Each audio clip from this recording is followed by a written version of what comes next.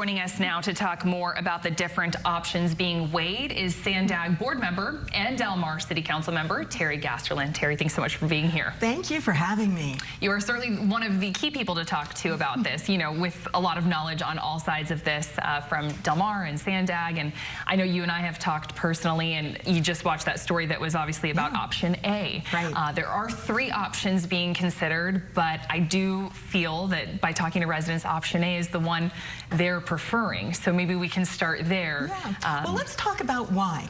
Originally, 6 months ago, options B and C were the only ones on the table. But option A had come up back in 2017, and it had been set aside because nobody had thought about tunneling under the fairgrounds and under the river. What changed? The person who did the tunnel between England and France said, we can tunnel under this river. That changed the conversation completely.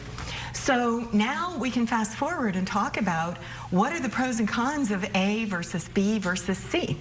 Well, the very first con for B and C is eminent domain. The portal will be the same on the north side for both. It will take 7.4 acres of residential homes, and the homes beside them would be right next to a busy train portal. C, it would take another 7 to 10 acres of homes, and so on. Well, what about A? Well, let's talk about the good things about A first.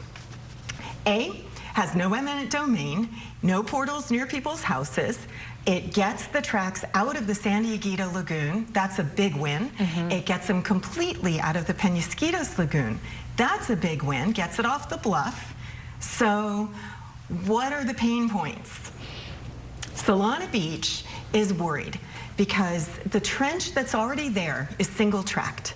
And for the 3,300 feet, which at 2% grade, 100 feet horizontal, 2 feet down, if we can go down 2% for that 3,300 feet at the same time that the single track is being made double track, the train will be 66 feet deeper as it gets to the boundary between Solana Beach and Del Mar.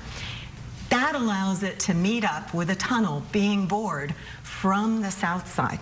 Let's also jump to where it kind of meets the fairgrounds then, right? Because as you said, it starts in Solana. As a council member of Del Mar, you obviously have a vested interest in the county fair continuing and being great.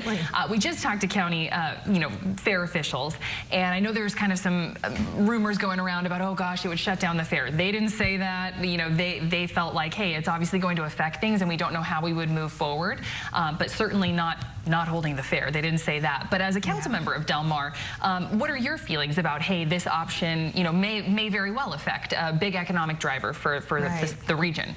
Well, first, our incentives are the same. We want the fairgrounds to thrive as a city. The fairgrounds wants the city to thrive because we really do coexist. We have a symbiotic relationship for the good and the bad.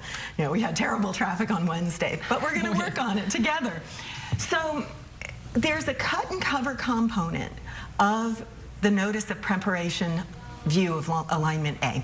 So the big question, and this is what we're doing as the Del Mar City Council, we're turning this worry and fear into specific questions to ask. How much cut and cover would there need to be?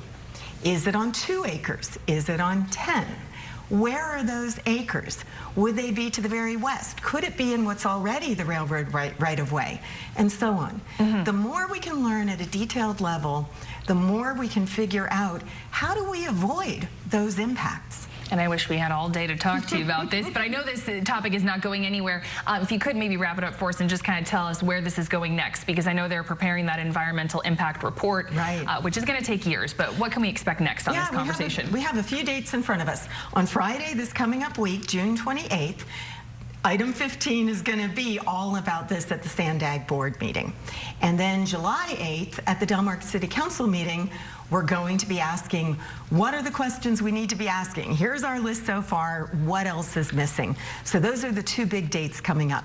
Okay, well, you can bet that we'll likely be there or be, reminding the public that those dates are available for them. And thank you so much for your time. Thank you. As always, thanks so much, Terry.